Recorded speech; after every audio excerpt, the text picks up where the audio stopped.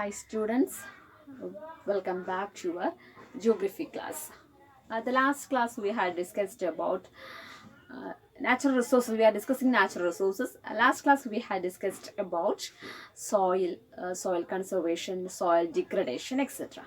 Now we move on another topic as a natural resources, another natural resource, that is water. Water. In our Earth's surface, three-fourths of area is covered with water. And that's why our Earth is known as water planet or blue planet. What water planet is known as blue planet. And the water is renewable resources. What is it renewable resource means? Yes, renewable resources means it can be reproduced. Water can be reproduced. And three-fourths of Earth's surface is covered with water, but only some portions or some amount of water is only fresh water that we are using. But still today we are face acute shortage of fresh water. Why is it so? We know that we all human beings need water for different purposes. We use in our daily life, we are using the water for washing purpose and drinking purpose, etc. The water is used only for these purposes. Apart from this purpose, the water is used for generating electricity. It is used for production purpose. It is used by different technologies. When the population increasing day by day, the demand for water is increasing. But we still face acute shortage of water. How we face the problem of, what's the reason of the problem of the acute shortage of water? It's only one reason: our fresh water become polluted. In what are ways the water became polluted? How does water become polluted? Different ways the water became polluted. First one, proper discharge or sewages are not discharged in water not in a proper way. The discharge of partially treated sewage in water bodies.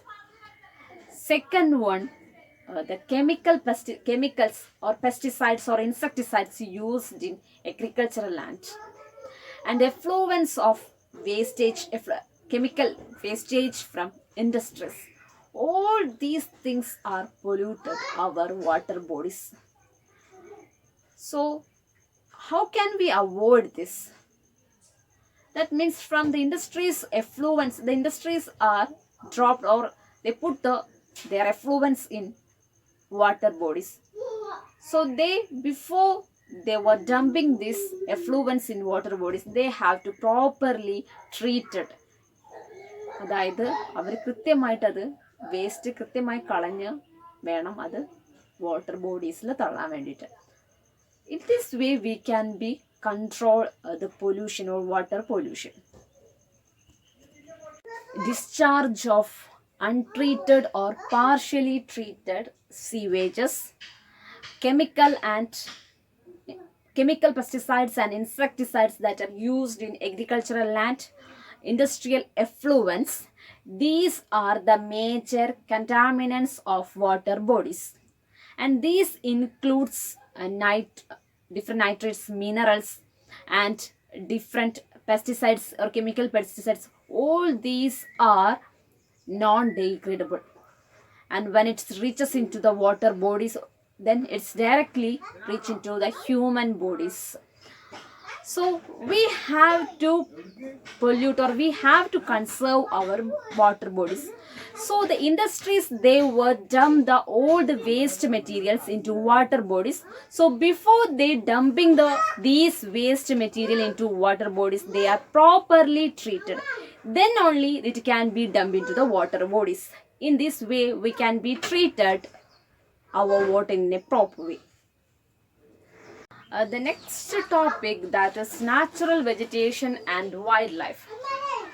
What is natural vegetation and wildlife? occurs or where it can be seen.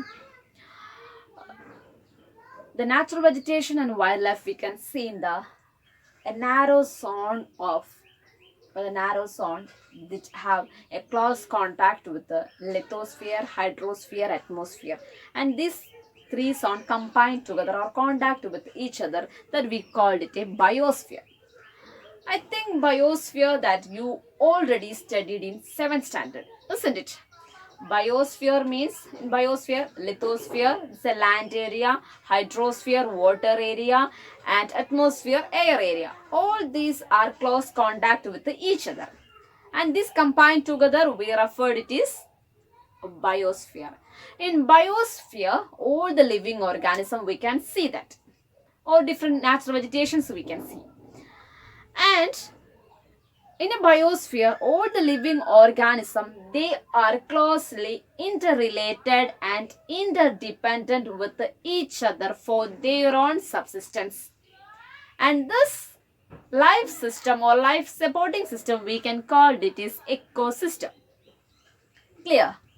Lithosphere, hydrosphere, biosphere combinedly, atmosphere combinedly we called it is biosphere. ഇതെല്ലാം കൂടി ചേർന്നതാണ് biosphere, where the natural vegetation and life being all the living organism we can see that. In the biosphere, all living organism in our earth, all the living organism, they are interrelated and interdependent for their own survival. ഓരോ organism അവരുടെ ജീവിതത്തിന് വേണ്ടിയിട്ട് മറ്റൊരു ഓർഗാനിസത്തിനെ പരസ്പരം ഇന്റർഡിപ്പെൻഡ് ചെയ്തിട്ടാണ്, അല്ലെങ്കിൽ interlink ചെയ്തിട്ടാണ്, പരസ്പരം കണക്ട് ചെയ്തുകൊണ്ടാണ് ജീവിക്കുന്നത് for their own survival, and it is known as this life supporting system known as ecosystem. Natural vegetation and wildlife. Natural vegetation, it means it includes different plant species, and wildlife, it includes animals, insects, birds. All this comes under wildlife resources. And here we in India, different, or in the world, different types of natural vegetation and wildlife are existing. And this natural vegetation, the distribution of natural vegetation, and the natural vegetation mainly depend upon the climate and temperature. Depending upon the climate and temperature, natural vegetation, it can be found in different forms. Forests are there, scrubs are there, tundra is there, and grasslands. On the basis of climate and temperature, natural vegetation, it can be different forms. The different forms of natural vegetation, they are forest, scrubs, grasslands, and tundra.